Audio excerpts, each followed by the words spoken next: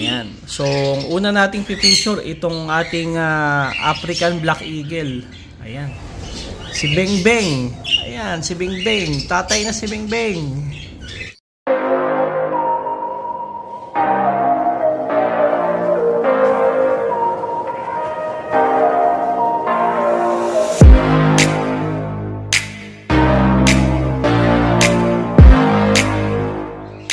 What's up mga kaebong?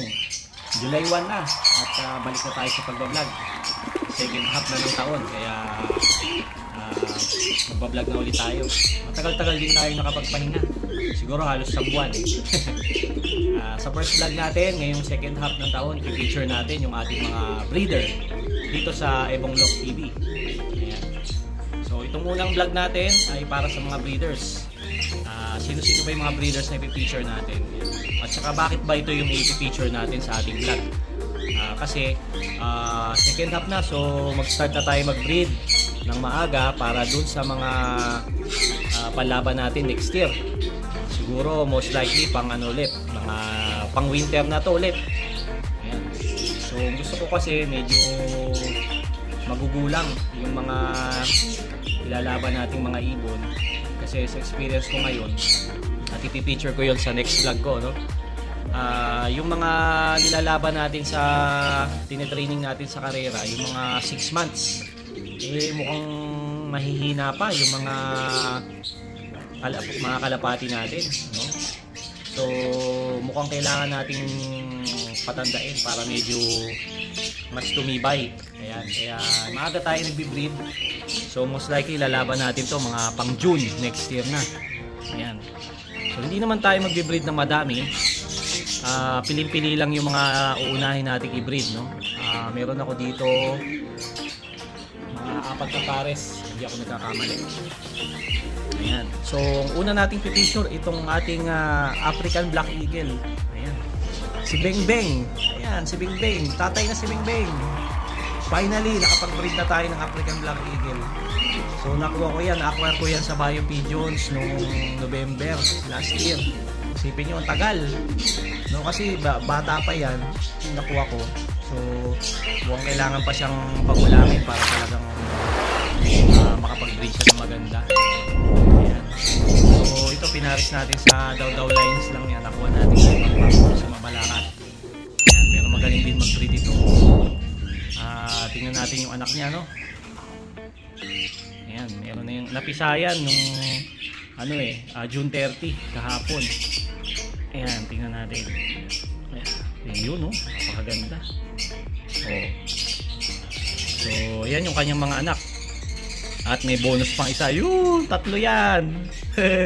Kasi meron tayong tropa nagbigay sa atin ng itlog, kaya pinasiter natin dahil halos sabay na sabay doon sa edad.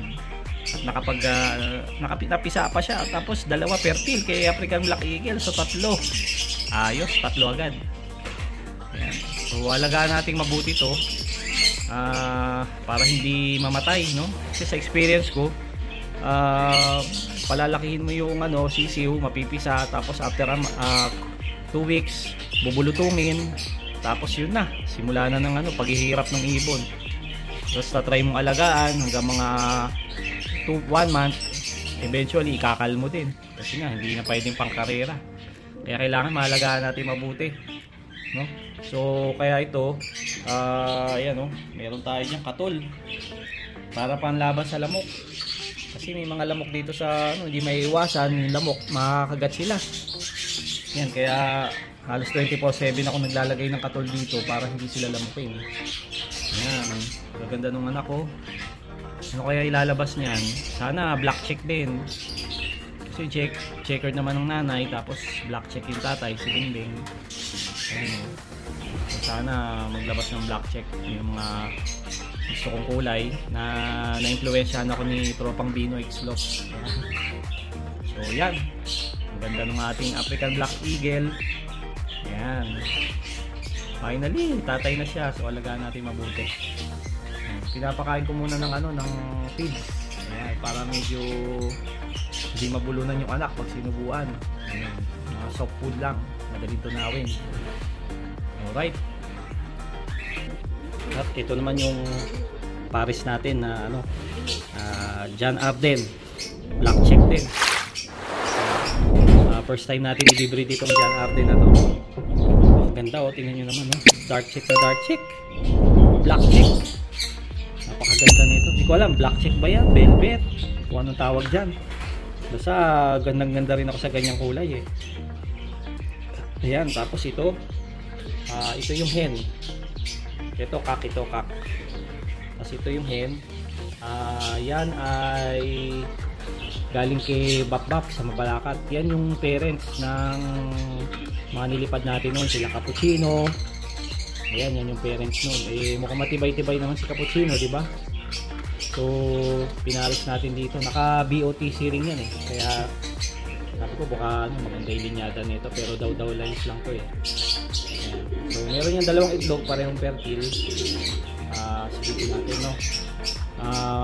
Mapipisa ito mga middle of July. Ayan, tapang. Ayun, dalawang itlog mo. Ayos. Ayan, naka BOTC ring at saka John Arden. Sana magbigay sa atin ng speed. Ay, lagi tayong gulong sa pooling eh. Ayan, so nagpares tayo ng ano, ng John Arden. First time natin magkakaroon ng inakay nito kung sakali. Ayan. At ito naman yung ating Vandenbroek sa Bio Pigeons at yung Stop Bandit na Bio Pigeons din.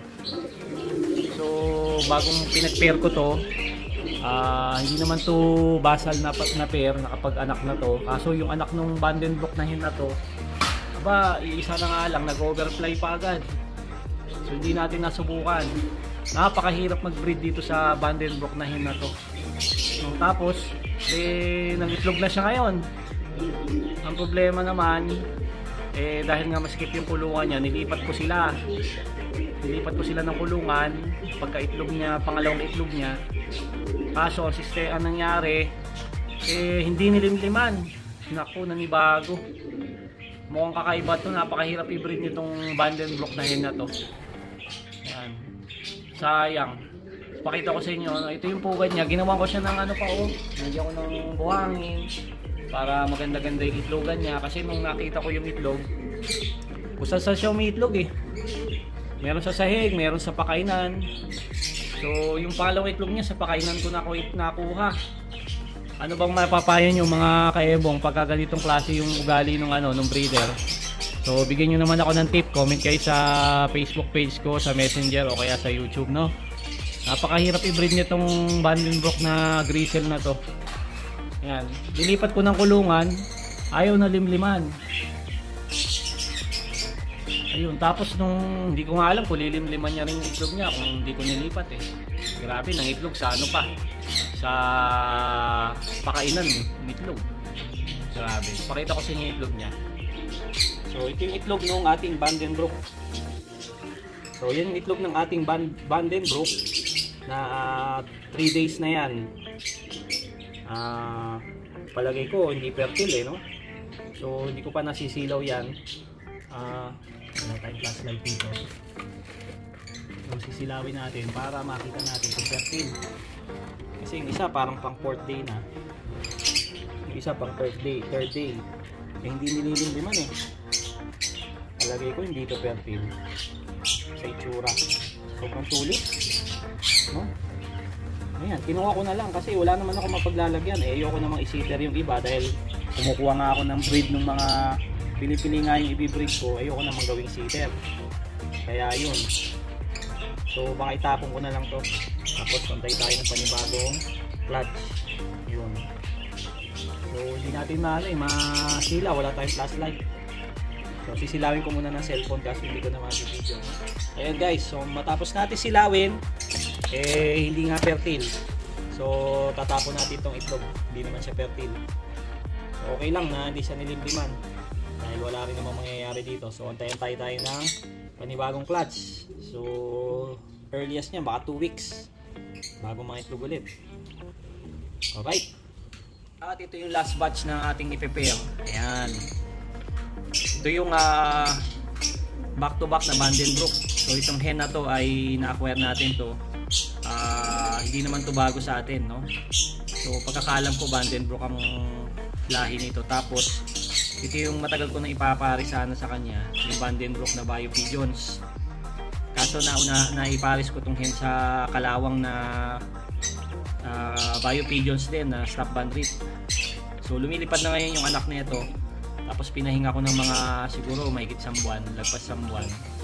Eh ngayon, pinagpares ko na sila. So titingnan natin kung itong Vandenbroek na pair magiging matibay. Kasi Vandenbroek kilala matibay, di ba? So tingnan natin. Ayan. So wala pa silang itlog.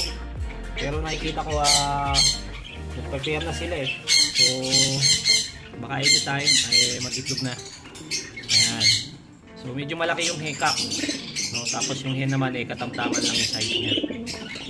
Alright. So dito ko natatapusin yung aking vlog. Sa ngayon yun muna yung update sa ating breeder. Ang pinakamagandang balita, itong si African Black Eagle, meron na siyang anak at tatay na siya. Ayun. Ako, nadaganan nyo yata. Ayun, 2.